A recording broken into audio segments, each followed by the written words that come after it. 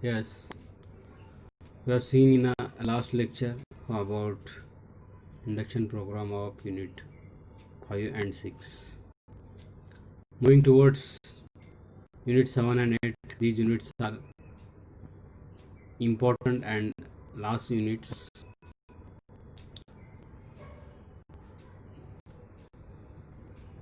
The study of these 7 and 8 unit plays important role in a geological curriculum in engineering geology syllabus. Mainly, unit 7 contains the geology of dams and reservoirs. Before going to start, before going to construct dams, reservoir, tunnels, bridges, geological investigation is important. There are two types of geological investigation is there. If as a civil engineer we are going to construct dam, tunnels, bridges, reservoirs without geological investigations, it causes harmful effect to your structure. It should not give the economic, stable, sustainable engineering project, engineering construction. For that, we have to go for the geological investigations. There are two types of geological investigations are there. एखाद्या डॅमसाठी, टनलसाठी, रिझर्वायरसाठी किंवा ब्रिजसाठी जर area select करायचा आहे तर आपल्याला geological investigations हे important आहे. Geological इन्व्हेस्टिगेशनशिवाय आपण पुढं जायचं नाही आहे. आपल्याला जर सेफ, इकॉनॉमिक आणि stable, sustainable civil engineering project जर आपल्याला करायचं असेल तर आपण जिओलॉजिकल इन्व्हेस्टिगेशन करणं मस्ट आहे. ह्या जिओलॉजिकल इन्व्हेस्टिगेशन्समध्ये दोन टाईप्स आहेत. There are two types of geological investigations are there. First one is surface investigation, second is subsurface investigations. Surface investigations is based on the features, physical geology. मी म्हणलं ना external features, the morphological features. आता हे morphological features मध्ये काय येतं आहे? Mountains येतात, valleys येतात, व्हेजिटेशन कवर येतं आहे, सरफेसवर काय काय आहे, स्ट्रीम आहे, स्लोप येतं आहे. हे सगळं आपण मॉर्फॉलॉजिकल एक्सटर्नल फीचर्समध्ये आपण बघतो. These are included in surface investigations. For the sub surface investigations we have to go for the material present below the earth surface. Sub surface investigation is carried out with the help of two methods. First one is a electric resistivity method. This is called as a indirect method. Second is a direct method with the help of a drilling. म्हणजे drilling करून खालचं material घेतलं जातं आणि त्या मटेरियलचं study केलं जातं. Indirect मेथडमध्ये with the help of electrical resistivity meter आपण खालच्या सबसर्फेसचा स्टार्टा घेतो आणि त्याची स्टडी करतो. त्याचे वेगवेगळे फॉर्म्युलेज आहेत, त्याचे वेगवेगळे आलेख ग्राफ्स आहेत. ते ग्राफ्सवरनं आपल्याला खालचं मटेरियल कुठलं आहे, फाउंडेशन डेप्थ कशी घ्यायची. मग एखाद्या ठिकाणी आपण डॅम साईट सिलेक्शन करणार आहे तर that area is favourable or their the rock present in that area is a favourable for dam site, tunnel site और ब्रिज साईटसाठी आपल्याला फेवरेबल ते रॉक आहेत का नाही हे बघावं लागणार आहे. जर आपल्याला त्याच ठिकाणी सिव्हिल इंजिनिअरिंग प्रोजेक्ट घ्यायचा आहे, डॅम आपल्याला बांधायचं आहे, पण रॉक तिथं कुठले जॉइंटेड आहेत, तिथं रॉक फ्रॅक्चर्ड आहेत, तिथं एखादा फॉल्ट झोन आहे, रॉक फोल्डेड आहेत, तर ह्याच्यावर आपल्याला रेमेडी शोधावं लागणार आहे. जर आपण जिओलॉजिकल इन्व्हेस्टिगेशन्स केलं तरच आपल्याला खालचं मटेरियल, फाउंडेशन मटेरियल आपल्याला भेटणार आहे आणि आपण त्याच्यावर रेमेडी काढू शकतो. जर आपल्याला तिथंच करायचं तर आपण त्याच्यावर रेमेडीज, आपण त्याच्यावर प्रिव्हेंटिव्ह मेजर्स, त्याची हानी त्या स्ट्रक्चरला होऊ नये ह्या हिशोबानं आपण ते आपलं कन्स्ट्रक्शन डिझाईन करावं लागतं आहे. फाउंडेशन रॉक पण महत्त्वाचे आहेत. एखाद्या सिव्हिल इंजिनिअरिंग स्ट्रक्चरला रोड्स आपण बांधणार आहे, डॅम्स बांधणार आहे, रिझर्वायर्स बांधणार आहे, ह्याच्यामध्ये geological consideration selection of any civil engineering site, geological consideration, geological study is a very important. मग जर आपण जिओलॉजिकल स्टडी केलं नाही, जिओलॉजिकल कन्सिडरेशन घेतलं नाही, तर तुमच्या स्ट्रक्चरचं फेल्युअरचे चान्सेस भरपूर असतात. अनफेवरेबल कंडिशन जर असतील तर तिथं आपण रेमेडीज काय करायचे हे सगळं तुम्हाला ह्या जिओलॉजिकल इन्व्हेस्टिगेशन्समध्ये, जिओलॉजिकल स्टडीमध्ये तुम्हाला भेटणार आहे. डॅम साईट कसं आहे, तिथलं रॉक्स कुठलं आहे. आता डॅम आपण एखादा बांधतो, रिझर्वॉर बांधतो, म्हणजे आपलं पर्पज काय आहे, to store the water. The aim of our construction is to store the water. हे स्टोअर केलेलं water maybe we are using for household purpose, maybe we are using for agriculture purpose. For that we have to store water. To store water you have to know the strata. Upstream साईडला जिथं आपण water store करणार आहे तिथं impervious rock पाहिजे. मग त्या ते रॉक कसं पाहिजे, कॉम्पॅक्ट पाहिजे. ते रॉक कठीण पाहिजे, हार्ड पाहिजे. त्या रॉकमध्ये फ्रॅक्चर्स असू नये, त्या रॉकमध्ये जॉईंट्स असू नये.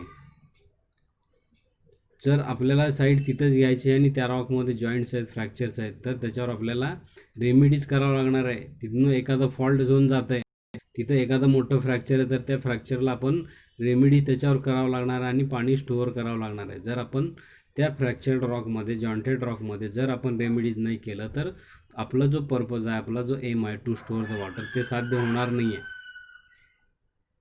एखादं गव्हर्मेंट किंवा एखादी एजन्सी आपल्याला जर बांधकाम डॅम्स किंवा रोड्स किंवा टनल करायला देते, तर त्यांनी त्याचं कॅल्क्युलेशन केलेलं असतं, त्यांचं होणारा बेनिफिट आणि एक्सपेन्स ह्याच्यामध्ये ते कॅल्क्युलेट केलं जातं.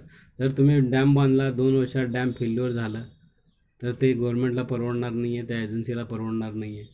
त्यामुळे geological consideration for site selection very important आहे. जिओलॉजिकल स्टडी करणं फार इम्पॉर्टंट आहे. ह्या युनिट 7मध्ये आपण तेच बघणार आहे, कुठले कुठले प्रिकॉशन्स आपण घ्यायचे ह्या मोठमोठ्या कन्स्ट्रक्शन्समध्ये, आणि ह्या जिओलॉजिकल स्टडीचं सिग्निफिकन्स काय ह्याच्या युनिट 7मध्ये आपण बघणार आहे. हे स्ट्रक्चर जर सक्सेसफुल झाले तर आपलं सिव्हिल इंजिनिअरिंग जे कन्स्ट्रक्शन आहे ते आपण सेफ, स्टेबल, सस्टेनेबल आपण म्हणू शकतो. त्यानंतर युनिट 8मध्ये आहे rock mechanics. Unit 8 contain the rock mechanics. Rock मेकॅनिक्समध्ये we have to calculate, rock मेकॅनिक्समध्ये we have to calculate the strength behaviour of the rock, various types of the rock. हे igneous, sedimentary आणि मेटामॉर्फिकमध्ये त्या एखाद्या रॉकचं आपण स्ट्रेंथ बिहेवियर आपण बघितलं जातं. आपण तुम्हाला जसं सांगितलं, बिल्डिंग स्टोन सिलेक्ट करताना आपण स्ट्रेंथ प्रॉपर्टीज बघतो, कॉम्प्रेसिव्ह स्ट्रेंथ बघतो, क्रशिंग स्ट्रेंथ बघतो, शियर स्ट्रेंथ बघतो, हे सगळं आपण बघतो. इथं रॉक मेकॅनिक्समध्ये, थेरीज ऑफ रॉक मेकॅनिक्समध्ये you have to calculate the strength of the rock. मग एखाद्या एरियामध्ये स्ट्रक्चरल फीचर्स आहेत, त्या रॉकमध्ये स्ट्रक्चरल फीचर्स कुठले कुठले आले, अनकन्फर्मिटीज, जॉईंट्स, फोल्ड, फॉल्ट, हे सगळे स्ट्रक्चरल फीचर्स आहेत. मग त्या रॉकमध्ये हे स्ट्रक्चर, एखादं ह्याच्यामधलं स्ट्रक्चर फीचर असेल तर त्याचं स्ट्रेंथ काय असणार आहे हे आपण रॉक मेकॅनिक्समध्ये आपण बघणार आहे. मग एखाद्या रॉकची बिअरिंग कॅपॅसिटी काय असणार आहे, त्याच्यावर आपलं लोड किती आहे, हे सगळं आपल्याला कॅल्क्युलेट इथं रॉक मेकॅनिक्समध्ये आपण करणार आहे. मग जर आपण रॉक मेकॅनिक्सचा जर यूज नाही केला तर फेल्युअर, तुमचं स्ट्रक्चर फेल्युअर कसं होतं आहे, म्हणजे ह्या रॉकच्या प्रॉपर्टीज तुम्हाला माहिती पाहिजे, फेल्युअर का होतं आहे. जर स्ट्रेंथ प्रॉपर्टीज व्यवस्थित नाही कॅल्क्युलेट केलं तर आपलं स्ट्रक्चर फेल्युअर व्हायचे चान्सेस जास्त असतात. हे युनिट 8मध्ये आपण रॉक मेकॅनिक्सचं आपण बघतो. त्यानंतर आहे प्रॅक्टिकल्स. आपल्याला जे थेरीला आहे ते प्रॅक्टिकलला आहे. प्रॅक्टिकल्समध्ये मेनली मिनरॉलॉजीचं प्रॅक्टिकल आहे, स्टडी ऑफ मिनरल्स, वेगवेगळ्या ग्रुपचे मिनरल्स आहेत. ऑन द अर्थ सरफेसवर जेवढे मिनरल्स आहेत तेवढे सगळ्या मिनरलचं तुम्हाला इथं प्रॅक्टिकल होणार आहे. व्हेरियस मिनरल ग्रुप्स तुम्हाला दाखवणार आहे, त्याच्या properties, how to identify these minerals हे तुम्हाला सांगणार आहे. तुम्ही ह्या थ्रू आउट द वर्ल्ड कुठं जरी ॲज अ सिव्हिल इंजिनियर म्हणून गेला तर तुम्हाला ह्या मिनरलचं नॉलेज पाहिजे. ऑन द अर्थ सरफेसवर जेवढे काही मिनरल्स आहेत त्या सगळ्याचे आपण इथं मिनरलॉजीच्या प्रॅक्टिकलमध्ये स्टडी करणार आहे. त्यानंतरचा पार्ट आहे पेट्रोलॉजी. पेट्रोलॉजीमध्ये वेगवेगळ्या टाईपचे रॉक तुम्हाला इग्निस, सेडिमेंटरी, मेटामॉर्फिक ह्याचे प्रॉपर्टीज आपण बघणार आहे. ऑन द सरफेसवर किती टाईपचे रॉक्स आहेत, ह्या रॉकमध्ये परत सब टाईप्स असणार आहेत ना, कुठल्या कुठल्या टाईपचे रॉक्स आहेत, त्याचं क्लासिफिकेशन काय, त्याचं डिस्ट्रीब्युशन कसं आहे, हे रॉक कसे फॉर्म झाले, how to identify these rock, हे सगळं आपण प्रॅक्टिकलमध्ये बघणार आहे.